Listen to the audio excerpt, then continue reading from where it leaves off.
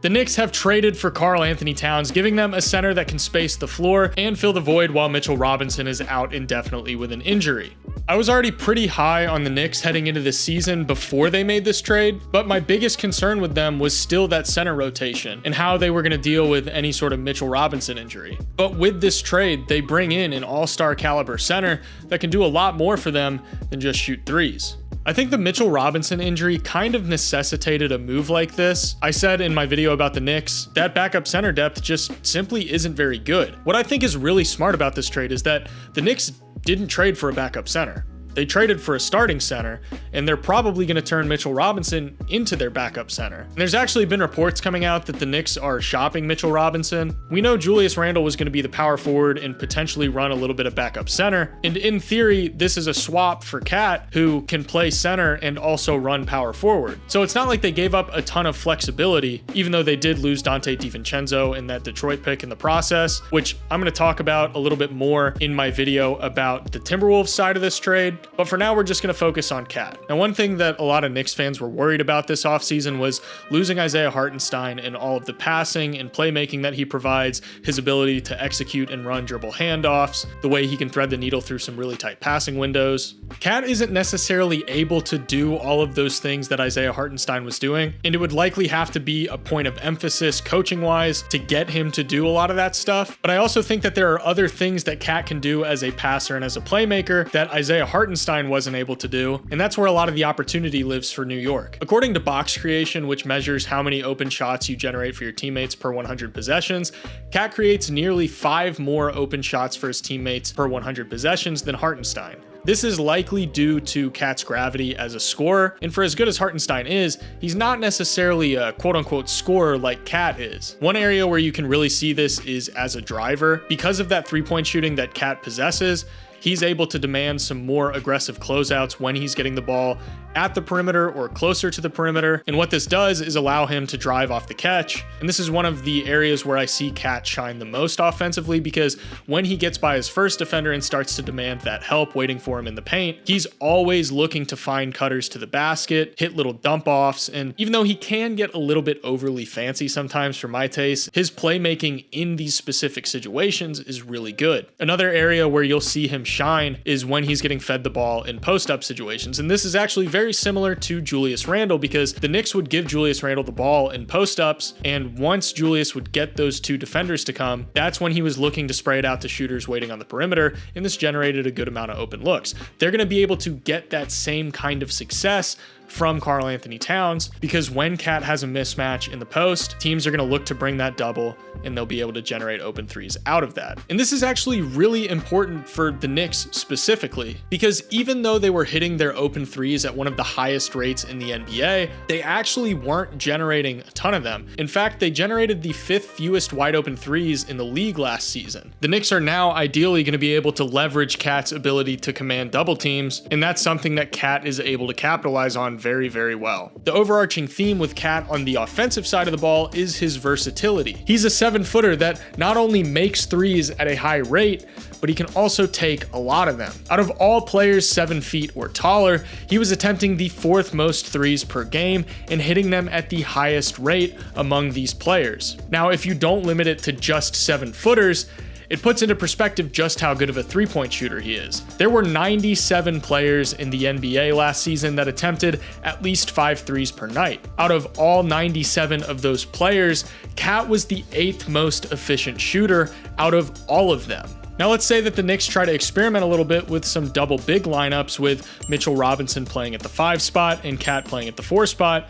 The good news is we have plenty of proof of concept that that can work, because that's basically what Minnesota's been doing with Rudy Gobert and Cat for the last 2 seasons. We can kind of look at this play for an example of how they might look to integrate Cat alongside Mitchell Robinson. Anthony Edwards has the ball up here, and Cat and Gobert are going to be set up in a horns formation, which basically just means 2 screeners at the top. And basically what they're they're going to be looking to do here is have Cat set the screen on Beal, and that's going to force Royce O'Neal to have to make a decision on if he needs to step up onto Anthony Edwards or if Beal needs to fight over it and keep the same matchup instead of switching. But while the defense is processing this and trying to figure out what exactly is going on, after Cat sets this screen and Beal starts to fight over it, Cat is going to get this flare from Gobert here, and that leaves Nurkic in a difficult situation. And the great thing about Cat is that he can get the ball pulled so far out from the three-point line, and if that defender isn't showing enough on him, then he's going to be able to just pull the shot and capitalize on it. The Knicks are going to be able to get really weird though when they start breaking out some of the double big pick and roll stuff, like how Cat and Gobert were doing last year. They're going to set up in a horns formation again. Cat's going to set the initial screen before flaring, and when he gets the ball, him and Gobert are going to flow directly into a pick and roll, and Cat's good enough to where he can get going downhill to put that primary paint defender in a 2-on-1, and Cat's able to put those lobs in the right spot for the roller. And I'm imagining that he's going to be able to do this kind of stuff with Mitchell Robinson or whoever else they try to run at the 5 with him if they do opt for some double big stuff. He can oscillate between being more of a 4 and being a perimeter oriented player where he's providing that space, hitting those open threes, driving off the catch, but then you also get the benefits of him as more of a center. So we really need to take a look at some of the more traditional center stuff that he does. Now, I think as a standard pick and roll big man, he's going to be absolutely fine. He's still fantastic as a roll man, partially because he's a solid finisher and then also just because he's able to pop instead of roll all the time, and that keeps the defense guessing a lot. He's so good, in fact, that in the 137 possessions he recorded as a screener in the pick and roll last season, he scored 1.42 points per possession. Of all 46 players with at least 100 possessions recorded as the screener in the pick and roll, that is the second highest points per possession in the entire NBA. So yes, you get the benefits of him as a wing, but if you need him to do some of that more interior stuff as a roll man, he's more than capable of doing it while also popping to create some space for guys like Jalen Brunson to create going downhill without having to worry about a ton of interior help, because chances are the center is going to be matched up against Cat.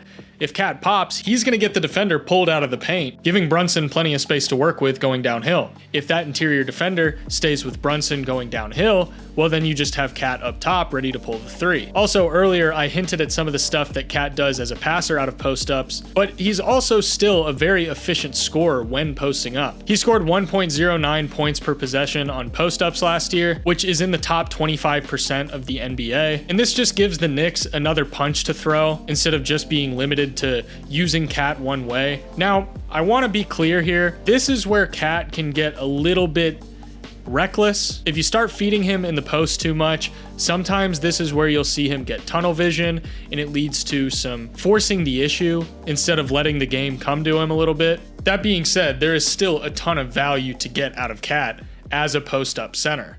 Now, the biggest swing factor at play here for the Knicks is what can you get out of Karl-Anthony Towns defensively? We know how good of an offensive player he is, but if he's going to be playing full-time 5, then you're going to need him to do probably a lot more rim protection than he's been asked to do in the last 2 seasons. But what's interesting is if you go back and look at last season, the Timberwolves clocked a defensive rating of 109.8 when Cat was at center last year, which ranked in the 93rd percentile. Plus, he was great on defense against Jokic in the playoffs, which is not an easy task. And one stat that I found that was really interesting is that in the 7 seasons prior to the Timberwolves trading for Rudy Gobert, Cat clocked a block percentage of 3.4%, which would have ranked in the 84th percentile last season. Now, I understand that block rate is not the sole determinant for defensive success, but I think this shows that Cat can do some level of rim protection. And the most important factor here when talking about Cat's defense is the fact that New York has a ton of really solid defensive infrastructure